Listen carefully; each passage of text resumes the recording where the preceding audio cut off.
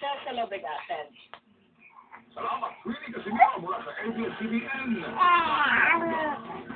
Nangunguna naman si Vice Mayor Sara Duterte, anak ni incumbent Mayor Rodrigo Duterte, sa karera bilang Mayor ng Davao City laban kay Speaker Prospero Nogales.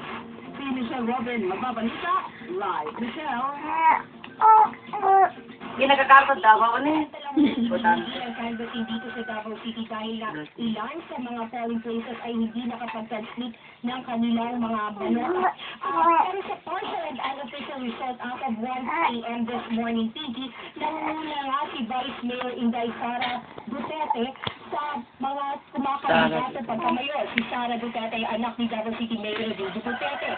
Nakakuha ng 352,506 votes si Vice Mayor Sara Duterte. Kasi na, suno na, Manilulu, Sanlo Presidente. Ano, suno ka nagkuha na kami? Ano ka tali ka na?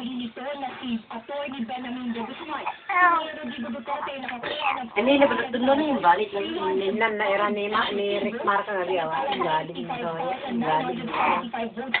Desmar na kayo yung pagpenta. Samantala sa mga national position, Inggo pa. Ionad na kwa. May uri mong gugang. Kaunad na lawang. May ako na sinoli na ano. Bayag. Ako, pupur. May nga sa mga nanantang likod. May nga nangiray ko di. May nga magdira. May na peno. Loli nga na eh. Katanaan. Si Aros ka pa eh. Katanin Elma. At talatangi si Aros. Yan, pag yan nga sa meron nyo.